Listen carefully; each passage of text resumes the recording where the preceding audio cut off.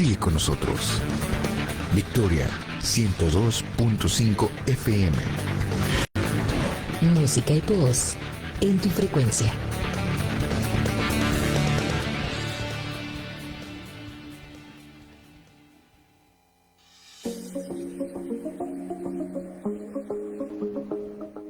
Bienvenidos a Charlas Universitarias, un espacio de diálogo, conocimiento y aprendizaje. Hoy nos acompañan especialistas en el área de la salud, quienes compartirán información valiosa para el bienestar de nuestra comunidad. Estás escuchando Charlas Universitarias. Comenzamos.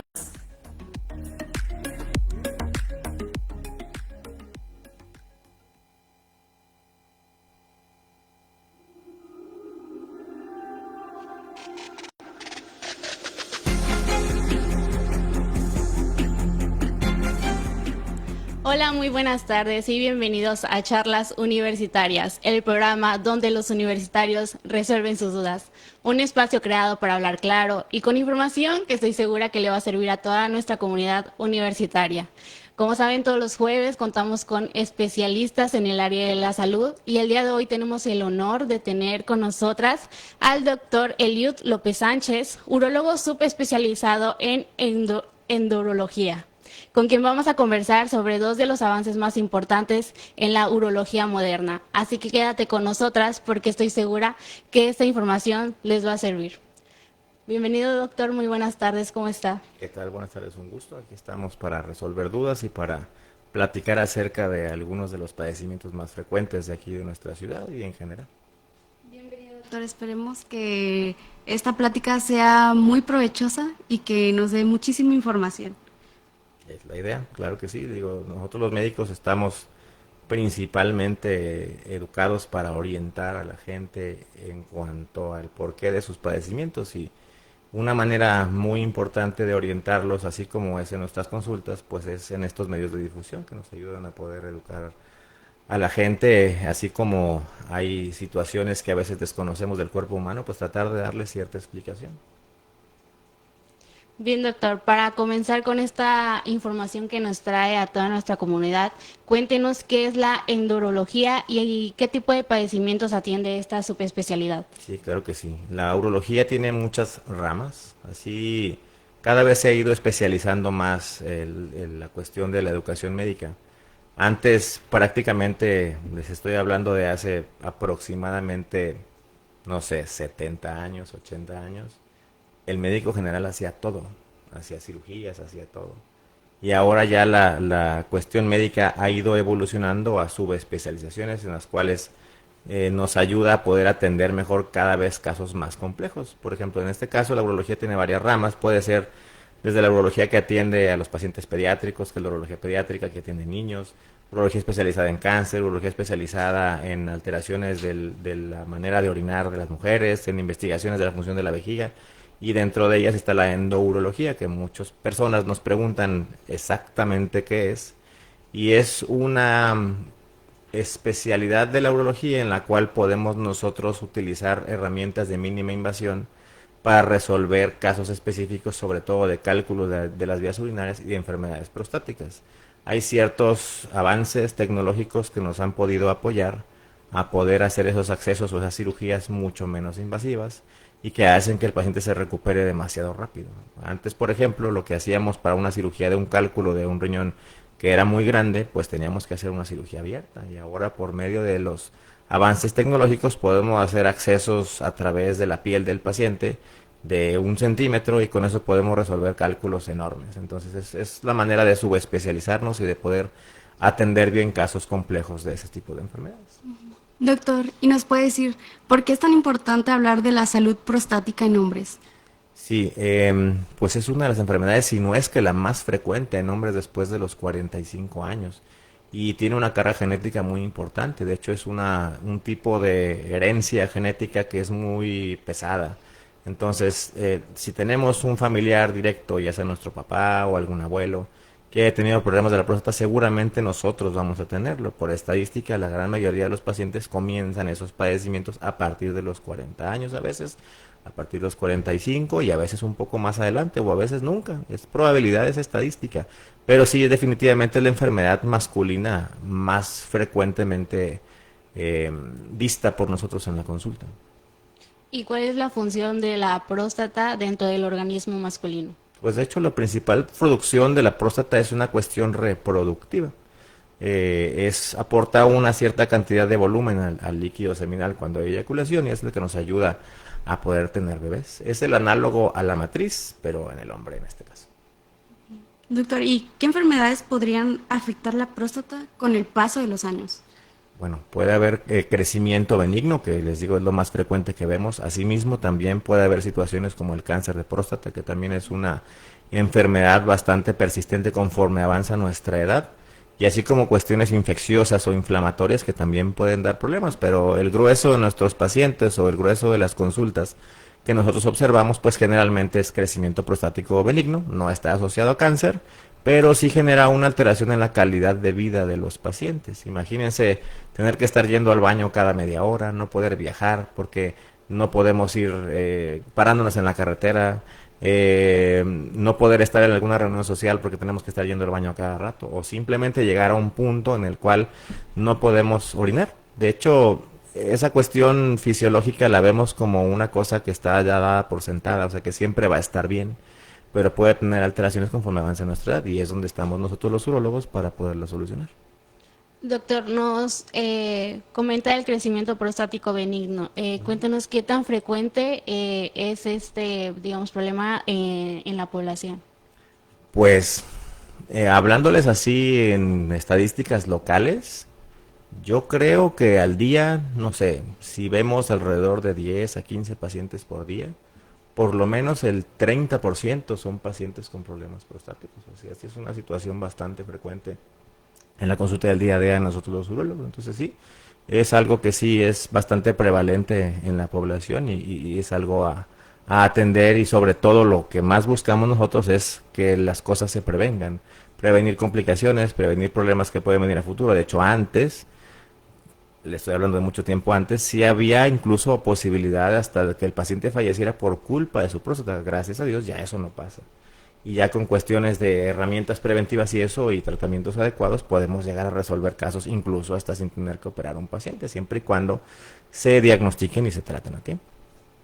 Doctor, ¿y ahora nos puede decir cuáles son los signos, los síntomas, todos los signos de alarma que nos pudieran decir hay un problema con la próstata? Sí, claro que sí. De hecho, tenemos una herramienta estadística específica, que es un cuestionario que ya viene muy estandarizado para poderlo reproducir de manera internacional, como nosotros los médicos, digamos que para hablarnos en nuestro mismo idioma, pero es fácil de entender para la gente. Por ejemplo, levantarse a orinar más de una vez en la noche, tener urgencia para ir al baño, que el chorro de la orina ya no salga tan fuerte, sino que salga más delgado, o que de repente salga y luego lo salga, tener que hacer esfuerzo para que salga la orina. Todo eso son los síntomas principales de los pacientes con crecimiento prostático, que poco a poco van avanzando, van comenzando como síntomas leves y se van haciendo más severos conforme avanza el tiempo del padecimiento. Bueno, doctor, yo creo que todos debemos de estar totalmente alertas de todas las señales que nuestro cuerpo pues nos indica. En este caso, cuéntenos qué señales de alerta deberían de motivar a las personas a acudir con un urólogo. Pues sobre todo lo principal es, si tuvieron un familiar o tienen un familiar que haya tenido esa enfermedad, pues es correcto acudir a una cita preventiva. Eso es lo más sencillo y lo más fácil. Y obviamente cualquier situación específica de obstrucción urinaria referente a los síntomas que les comenté, pues también es un dato importante para poder acudir a una consulta de valoración temprana. Doctor, ¿y nos podría decir a detalle cuáles son los estudios que se deben realizar para diagnosticar las enfermedades de la próstata? Sí, de hecho, eso sí ha avanzado y ha evolucionado bastante. Antes teníamos poquitas herramientas clínicas, solamente había estudios básicos de sangre, por ejemplo, que es el más común, que es el antígeno prostático. Incluso ahora ya hay moléculas que nos ayudan a poder identificar padecimientos prostáticos más tempranos. Antes todo el mundo le tenía el terror y el miedo a, por ejemplo, la exploración digital, que es un tacto rectal para poder identificar problemas malignos o sospecha de problemas malignos en la próstata, y ahora ya tenemos herramientas modernas, tecnológicas, como la resonancia magnética, que nos ayudan a poder identificar casos tempranos de problemas malignos en la próstata sin tener siquiera que tocarle un cabello al paciente. Entonces esto se ha evolucionado bastante, son estudios de laboratorio, los básicos, los de inicio son baratos y son altamente reproducibles en la gente, entonces son fáciles de identificar. Con un estudio de sangre muy sencillo y un estudio de orina es suficiente para poder diagnosticar bien a los pacientes. Bueno, antes de continuar con las siguientes preguntas que le tenemos al doctor, queremos aprovechar para mandar unos saludos, comenzando con Radio Universidad Autónoma de Chihuahua, en especial director Marco Antonio Gutiérrez Mendoza, y también un saludo a Radio UNAM, un saludo hacia la Ciudad de México y un abrazo y muchísimas gracias por sintonizarnos. También queremos enviar unos saludos a Radio Universidad Autónoma de San Luis Potosí. Queremos enviarles un saludo también a la Universidad Veracruzana, a Radio V, ya que pues nos están sintonizando. Un saludo especial a Edgar Onofre Fernández. Gracias por escucharnos. Bueno, doctor, y continuando con esta información, bueno, ya nos dice que tienen muchos avances, pero cuando un paciente necesita tratamiento quirúrgico, ¿cómo se determina a eso que se debe de someter? Hay varias herramientas quirúrgicas para tratar a los pacientes, pero efectivamente no todos los pacientes que tienen crecimiento prostático van a tener necesidad de hacerse una cirugía. Eso cambió mucho desde los años 60 o 70, cuando iniciaron o cuando se comenzaron a producir los medicamentos que nos ayudan a inhibir el crecimiento prostático y a mejorar el flujo de la orina. Antes todo el mundo se operaba y no había otra opción, con las consecuencias y con los riesgos que eso ameritaba. Entonces ahora los pacientes sí hay ciertos criterios específicos para poderlos categorizar y decidir cuáles pacientes sí son aptos para un procedimiento quirúrgico que les beneficie y cuáles no. Por ejemplo, hay pacientes que tenemos, por ejemplo, que ya han utilizado una sondita porque no pudieron orinar, les damos tratamiento y les vuelve a pasar lo mismo. Y esos pacientes que ya son recurrentes los usos de sonda, es necesario muy probablemente hacer una cirugía. Si tenemos pacientes, por ejemplo, que ya tuvieron alguna complicación por la obstrucción prostática, como por ejemplo piedritas o cálculos en la vejiga que se forman por el estancamiento crónico de la orina, porque no se vacía bien porque está obstruida la vejiga por la próstata, es una probabilidad también de que requieran una cirugía. O pacientes que ya tuvieron consecuencias funcionales en sus riñones. La vía urinaria es un sistema de transmisión de presiones y de flujos. Si esas presiones no se llevan a la salida, digámoslo así, o se inhiben o se cierran, que en este caso la próstata cierra el flujo de salida de la vejiga, esa presión de la vejiga regresa a los riñones y los puede llegar a lesionar o a lastimar, ¿sí? Es una lesión reversible si se atiende a tiempo, pero esos pacientes en automático tienen que indicárseles un procedimiento quirúrgico para poder evitarles el riesgo de que sus riñones se lastimen. Doctor, ¿y nos puede decir qué es la cirugía prostática de mínima invasión con láser? Claro que sí. Hay hubo diferentes etapas en el tratamiento de las enfermedades prostáticas. Las cirugías, pues antes solamente eran abiertas, no había otra opción. Obviamente era una situación necesaria y son cirugías que nosotros como urólogos, aunque sepamos alta tecnología, sabemos hacerlas, porque es necesario tener todas las posibilidades cubiertas para atender bien a un paciente.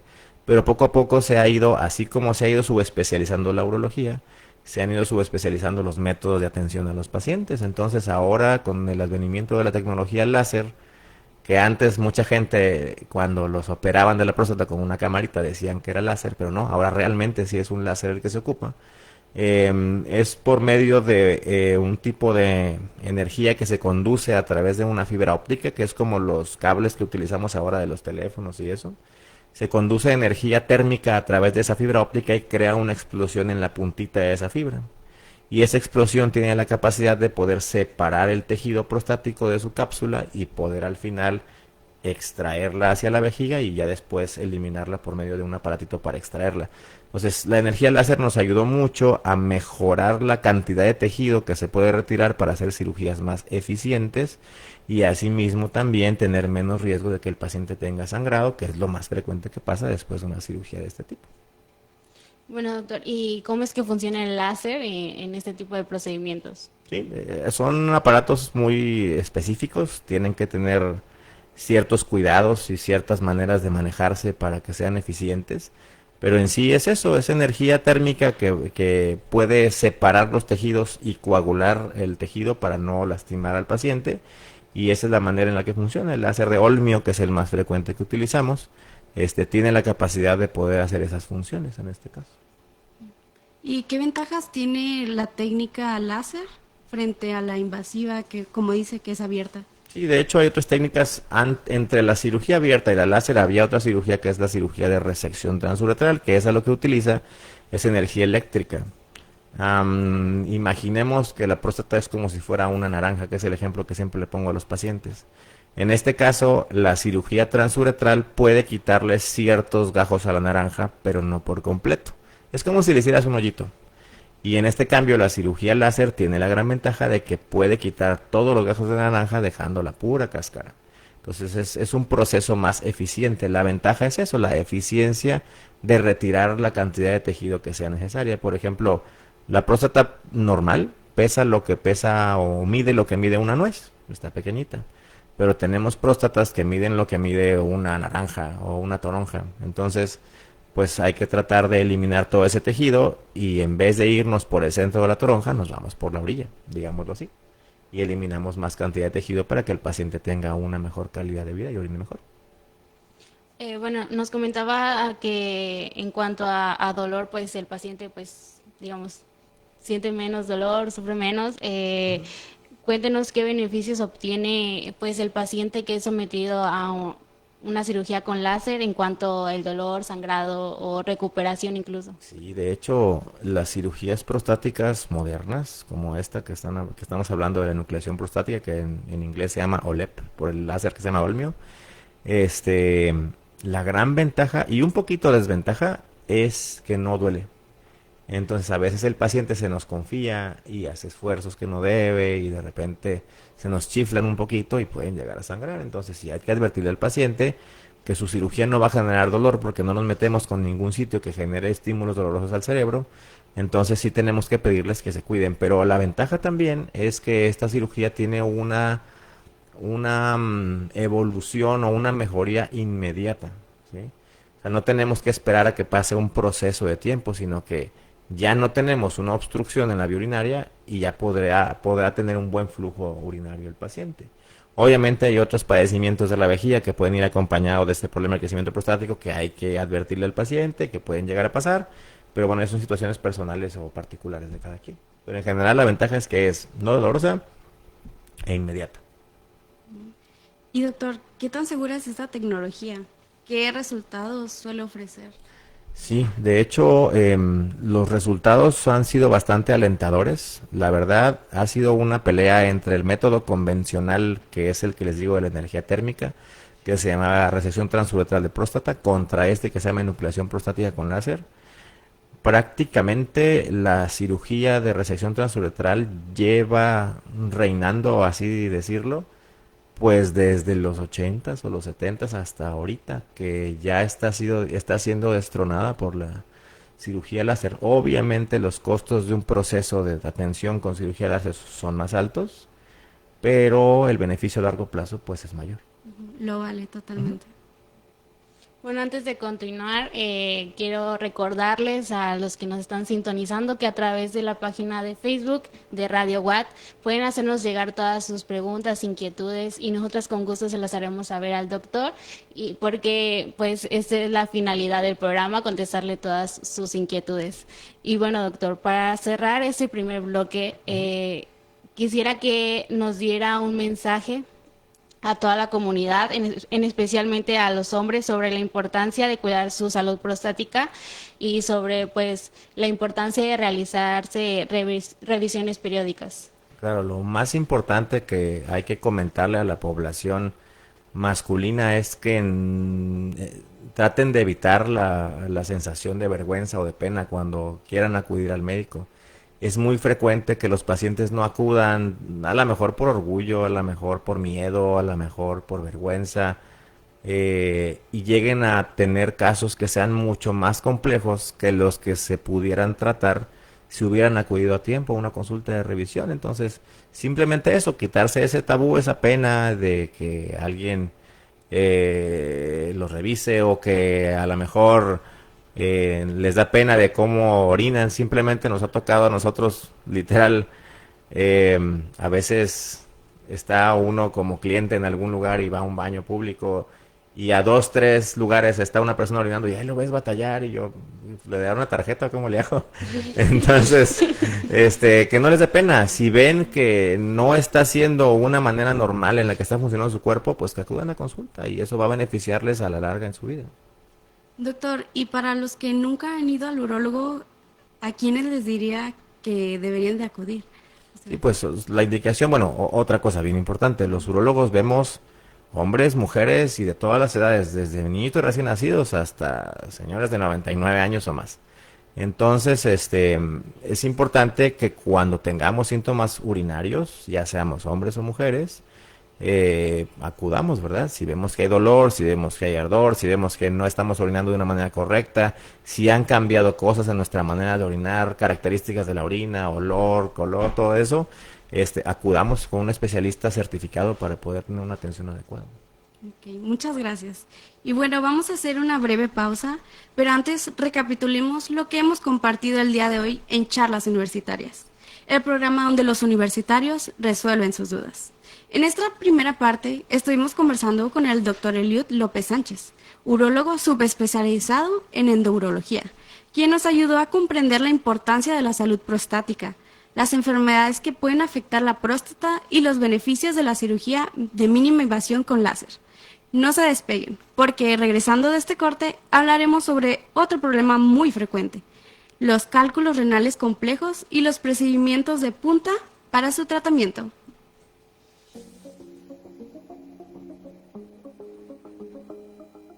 Estás escuchando Charlas Universitarias, el espacio donde especialistas en salud comparten conocimiento con nuestra comunidad.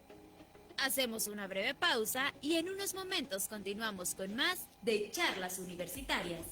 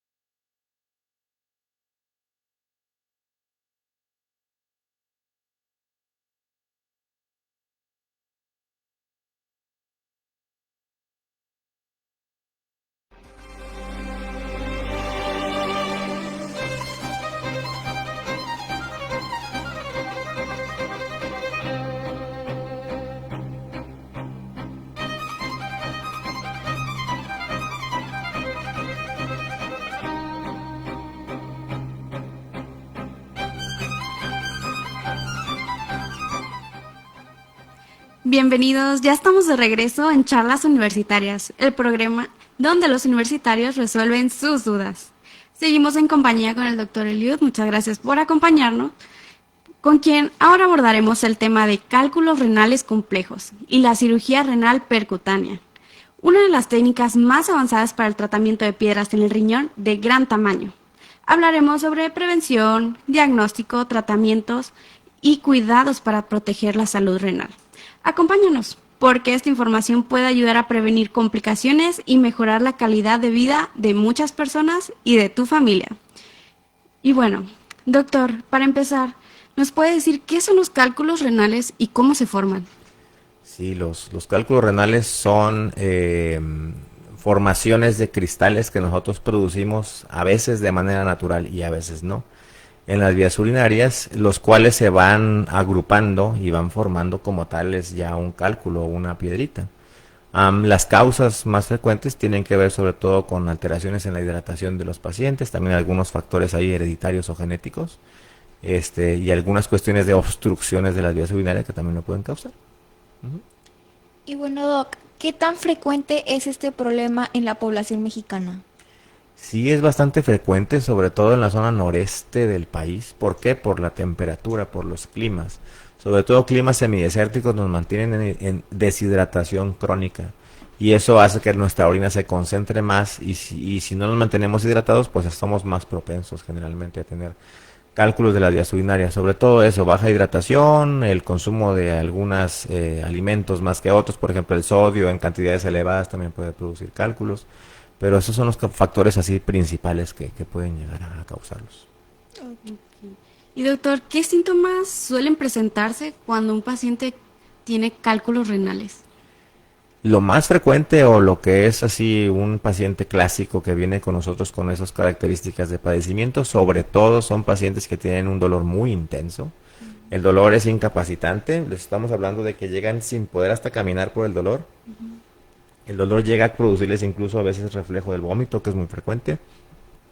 Y en situaciones más complicadas incluso pueden llegar a tener fiebre, que es la complicación más frecuente de un calculito, que tengan infecciones de las vías urinarias. Pero el dolor es bien importante, a veces pueden llegar a orinar un poco de sangre, porque los cálculos o las piedritas son como pequeñas mini navajitas, que pueden llegar a lastimar ahí los conductos de las vías urinarias de los pacientes. Incluso un cálculo de 2 milímetros puede llegar a mandarnos un paciente a urgencias en unos minutos. Doctor, ¿y cuál es el dolor característico? ¿Dónde está ubicado el dolor? Depende de dónde se atore, digámoslo así, la piedrita. Cuando están recién saliendo del riñón, usualmente es un dolor intenso en la parte de atrás, en la parte lumbar, en la parte de la espalda intermedia baja. Conforme va avanzando el cálculo, el dolor va migrando hacia el abdomen o incluso hacia la zona genital. Dependiendo de dónde esté el cálculo, podemos, o incluso cuando el paciente nos refiere el dolor, nosotros podemos incluso ya medio adivinar dónde puede estar localizado el calculito. Nos comentaba que uno de los factores que provocan los cálculos es la deshidratación, y pues es más prevalente en áreas o zonas donde la temperatura es alta. Aparte de estos factores, ¿qué otros nos pueden conllevar a poder desarrollar cálculos renales? Sí, claro, de hecho también la herencia genética, o sea, tener familiares con cálculos de las vías urinarias es algo frecuente que puede darnos la posibilidad de estadísticamente tener más riesgo de tener cálculos de las vías urinarias. Eso es muy frecuente, y algunas cuestiones también de calidad del agua consumida. Por ejemplo, hay que tratar de consumir líquidos o agua que sea filtrada o que tenga ciertos estándares de calidad para poder evitar riesgos de producir cálculos de las vías urinarias. Pero en sí la genética, la hidratación, el consumo de sodio son los más frecuentes que llegan a formar estos problemas. Okay. Doctor, ya nos comentó de factores de riesgo que hacen que aumente la probabilidad de que tengamos cálculos, pero ¿hay algunos hábitos o algo que nos dé, digamos, que ese punto a favor para no formar cálculos renales? Sí, claro, de hecho, una dieta un poquito más baja en sodio, la ventaja de tener ahora los etiquetados de los alimentos, tratar de buscar alimentos que estén más reducidos en sodio, tratar de hidratarnos de una manera adecuada, una manera muy sencilla de poder registrar nuestra propia calidad de hidratación, que es algo muy básico. pero es muy fácil de observar, es ver el color de nuestra orina. Si la orina es más clarita o es menos ámbar, quiere decir que estamos bien. Si la orina es más ámbar o es más oscura, quiere decir que nos falta hidratación. Entonces es una herramienta muy sencilla para poder saber que estamos bien hidratados, que lo ideal es consumir alrededor de 1 litro y medio de agua al día. Aunque hay gente que puede consumir hasta 2, 3 litros de agua al día y ser normales y estar bien. Antes de continuar, queremos agradecer y mandar un saludo al Centro de Urología Especializada que nos están escuchando. Y bueno, doctor, ¿cuándo un cálculo renal se considera complejo o crónico? Sí, los cálculos renales se dividen en tamaños, digámoslo así, y localizaciones. Y después ya en otras subdivisiones como qué los formó y varias cosas. Pero en sí hay cálculos urinarios pequeños, medianos y grandes, digámoslos así. Los pequeñitos pues son generalmente menores a 5 milímetros, los medianitos son entre 5 milímetros, 1 centímetro, 1.5 centímetros y los grandes son arriba de 2 centímetros. Los cálculos complejos generalmente son cálculos que se localizan específicamente en el riñón, o sea que no tienen la capacidad de poder viajar a través del conducto que drena la orina del riñón, que se llama uretero, hasta la vejiga por su tamaño. Entonces esos cálculos van adaptándose a la forma del riñón. Esos generalmente son causados por bacterias, que es otra causa que había olvidado mencionarles. También las infecciones urinarias crónicas llegan a tener riesgo de formar infecciones. Y eso hace que haga un ciclo vicioso de reproducción de bacterias y formación de cálculos que termina en cálculos de las vías urinarias que adaptan la forma interna, digamos, de la anatomía del riñón y que son cálculos complejos de manejar o de operar. Por eso se llaman así, cálculos renales complejos. En toda su trayectoria, ¿qué tamaño es el cálculo más grande que ha... Del riñón? El riñón normalmente mide 10 centímetros por 5. Lo más grande que hemos operado es uno de 6 centímetros por ahí, más o menos. Y en la vejiga, pues son más grandes porque la vejiga tiene más capacidad. Hemos encontrado cálculos en la vejiga que son por otras causas, usualmente por crecimiento prostático, por obstrucción, que llegan a estar incluso hasta del tamaño de una pelota de softball, así grandecitos. Wow. Doctor, ¿qué pasaría si nosotros no tratáramos un cálculo? Eso es una pregunta bien importante porque depende igual de la localización del cálculo, pero mucha gente viene muy asustada y obviamente tratan de o se tratan de buscar una atención lo más temprana posible, que es lo correcto, pero el riñón tiene un ciclo de cómo llegar a lesionarse de una manera que ya no sea irreversible. Todas las lesiones o las situaciones de mal funcionamiento del riñón causadas por obstrucciones por cálculos son completamente reversibles si se atienden a tiempo. Pero normalmente el riñón es un órgano muy flexible y va haciendo ciertos cambios en su funcionamiento que nos ayuda a tratar de controlar el propio daño. Digamos que se autoprotege, como cuando una computadora tiene algún virus o algo que se autoprotegen, algo parecido en el riñón. Entonces tenemos una ventana de tiempo adecuada de alrededor de 1 a 2 semanas para poder atender a los pacientes sin que causen problemas funcionales en los riñones. Pero obviamente la atención temprana o urgente pues es lo ideal, ¿verdad? ¿Y qué estudios o herramientas diagnósticos se utilizan para determinar el tamaño y la ubicación de ese cálculo renal? Sí, lo ideal y lo más actualizado, y afortunadamente es un estudio muy reproducible porque ya está en muchos hospitales de aquí de la ciudad y en cualquier ciudad debe de haber algún elemento diagnóstico de ese tipo, es una herramienta radiológica que se llama tomografía, ¿sí? La tomografía yo les explico a los pacientes, es como si fuera una radiografía moderna, es un escaneo interno de nosotros que nos da la capacidad de poder observar todas las estructuras del abdomen, dentro de ellas los riñones, y tiene una capacidad de exactitud de más del 97% para poder diagnosticar un cálculo incluso de 1 milímetro. Entonces es una herramienta muy moderna, la hace un aparato, obviamente con extensión técnico, pero es una herramienta muy importante que nos ayuda a determinar tamaño, localización y densidad del cálculo. Hay cálculos que son más densos o más difíciles de operar o más duros y otros más blanditos, digámoslo así. Entonces es una herramienta muy importante para poder tratar esto. Y ahora que identificamos el cálculo renal por tomografía, ¿cuáles son las opciones de tratamiento que tenemos?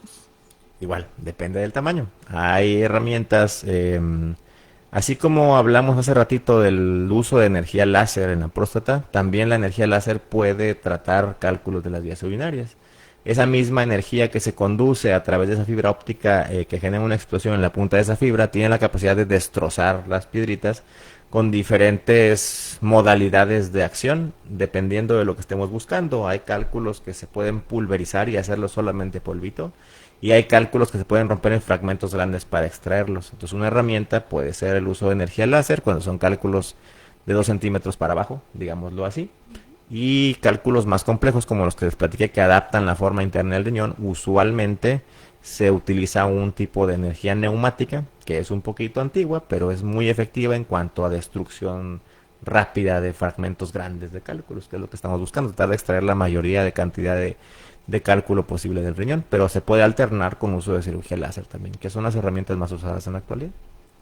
Y enfocándonos en el tratamiento quirúrgico, ¿qué es la cirugía renal percutánea y en qué consiste? Sí, antes para esos mismos cálculos renales complejos, la única opción que teníamos hace muchos años, pues era hacer una cirugía abierta que implicaba hacer una incisión en la parte lateral del paciente, incluso a veces fracturar o quitar una parte de una costilla, y eso implicaba una convalecencia importante, abrir el riñón del paciente, sacar el calculito, reparar ese riñón que lastimamos de manera intencional y esperar a que evolucionara bien el paciente, con los riesgos que eso implicaba.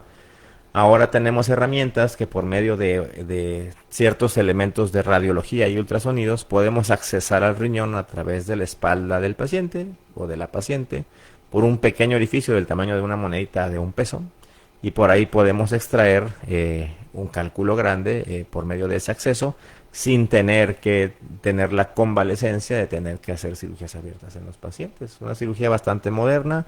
Ya tiene su tiempo, pero igual ha ido evolucionando con la tecnología. Les digo, se ha ido adaptando el uso del láser. Hay herramientas ahora para que haya un flujo de líquido más adecuado para que pueda ser más eficiente, o extraer también cantidades de cálculo más grandes o más rápido. Entonces ha ido evolucionando a la par de la endourología, que es el área que manejamos nosotros. Doctor, ¿y quiénes son candidatos para este tipo de cirugía renal? Sobre todo los pacientes que tengan cálculos de los riñones que sean complejos, les digo, mayores a 2 centímetros. Todo cálculo en la vía urinaria que sea de un tamaño mayor a 2 milímetros, lo ideal es resolverlo, o póngale un punto de corte 5 milímetros. Pero hay pacientes que nos han sorprendido, incluso hay pacientes que han orinado cálculos de 1 centímetro, no sé cómo, y pacientes que se probleman con cálculos de 2 milímetros. Depende mucho de la anatomía de cada paciente y de la tolerancia al dolor. Por ejemplo, los hombres somos muy, muy sensibles al dolor, y con cálculos muy pequeñitos, pues sí es algún problema grande para nosotros. En cambio, las mujeres por genética tienen más tolerancia al dolor, y nos han llegado mujeres con cálculos de 2 centímetros que llegan caminando al consultorio como si nada. De que, doctor, me dijeron que tenía un cálculo y hay que operarlo. Entonces, el riesgo más importante de que un cálculo permanezca en nosotros es que genere infecciones, y esas infecciones hagan el cálculo más grande, y va a ser un cuento de nunca acabar hasta que no se resuelvan las dos situaciones a la par. ¿Y qué ventajas tiene esta cirugía frente a otros tratamientos como el láser que nos mencionaba anteriormente? Pues sobre todo la estancia hospitalaria. O sea, es una estancia hospitalaria corta, los riesgos con un procedimiento bien hecho son menores. Los pacientes se operan y al siguiente día se van caminando a casa. Cuando son cirugías de cálculos más pequeñitos y menos complejos, el paciente se va a casa el mismo día, sin ninguna sonda, sin ningún objeto, sin ninguna herida. Entonces sí, la tecnología sí nos ha ayudado mucho a hacer un entorno más cómodo para el paciente y más seguro para el médico también. No hay riesgo de sangrado en las cirugías que son no complejas, y en las complejas, con los cuidados debidos, se puede llevar un paciente sin problemas. Doctor, y entonces, ¿cómo es la recuperación de estos pacientes? ¿Se pueden ir a su casa desde el mismo día? ¿Pueden hacer sus actividades diarias después de 2 semanas? La verdad, muy rápida. Cuando son cálculos que no son complejos, el paciente puede retomar su trabajo en 1 o 2 días, un fin de semana, sin ningún problema. Y un cálculo que sí sea complejo, que requiera una cirugía renal percutánea, sí requiere de un reposo aproximadamente de unos 3 a 5 días, y ya después se puede incorporar a su trabajo de manera normal. ¿Y cuáles son las recomendaciones que daría? Por ejemplo, mencionó que el evitar consumir mucho sodio, mantenerse hidratado. ¿Qué otras recomendaciones para evitar la formación de cálculos renales? Pues hay situaciones muy específicas de cada paciente. Las recomendaciones generales son tal cuales esas, o sea, dieta baja en sodio, aumento de consumo de líquidos, tratar de tener una orina que esté lo más clarita posible. Y hay situaciones especiales donde los pacientes requieren tratamientos específicos. Por ejemplo, hay situaciones genéticas donde a ciertos pacientes son deficientes desde nacimiento de una sustancia que ayuda a que el calcio no se junte o no forme cálculos en la orina. Entonces hay pacientes que requieren de tratamientos específicos para eso, o pacientes que tratamos de dejarles medicamentos para que no estén expulsando tantas moléculas de calcio en la orina. Entonces todo requiere una evaluación muy específica cuando ya son situaciones especiales, pero lo general así básico es esa cuestión de hidratación y el bajo consumo de sodio. Con eso tenemos una mucho más alta posibilidad de generar pocos litos o pocos calculitos. Doctor, ya para finalizar, ¿qué mensaje les gustaría compartir a los que nos están escuchando sobre la importancia de la prevención, el diagnóstico y el cuidado de la salud urinaria? Sí, pues sobre todo eso, no echar en saco roto el hecho de un síntoma urinario. A veces lo dejamos pasar de largo, de que, ok, me molestó, pero ya estoy bien. A veces son avisos pequeños de problemas más grandes. Entonces, ante un síntoma referente a la vía urinaria de cualquier paciente, pues lo ideal es acudir a una consulta de manera temprana para poder tener una buena evaluación y un buen tratamiento y evitar complicaciones. Y bueno, Doc, para informar a nuestra comunidad, ¿en dónde lo podemos encontrar para una consulta y cómo nos podemos comunicar con usted? Sí, claro que sí. Estamos en el Centro de Urología Especializada, estamos asociados, somos 2 médicos que estamos ahí, el doctor Ramón Garza y su servidor. El número de consultas es 834-311-5985. Ahí estamos a sus órdenes. Repito, el número es 834-311-5985. Ahí se les atiende lo más rápido posible. Tenemos nuestra secretaria pues prácticamente casi todo el día. Y la gran ventaja de trabajar en equipo, en este caso con el doctor Ramón, pues es que siempre va a haber alguien disponible para atenderlos. Muchas gracias. Hoy en Charlas Universitarias confirmamos que la información es la mejor herramienta para la prevención. Gracias por acompañarnos, escucharnos y transmitir nuestro programa. Recuerda que en Charlas Universitarias es un espacio donde los estudiantes resuelven sus dudas, porque tus inquietudes y tu voz nos interesan. Agradecemos la presencia del doctor Eliud López Sánchez y nos despedimos con la siguiente frase: la prevención y la detección temprana siguen siendo las herramientas más poderosas para proteger nuestra salud. Hasta la próxima charla. Hasta la próxima charla.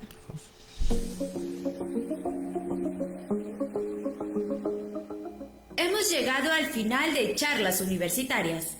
Agradecemos a nuestros invitados especialistas en el área de la salud por compartir su conocimiento y experiencia con nuestra comunidad. Charlas Universitarias es una producción exclusiva de Radio Universidad. Hasta la próxima charla.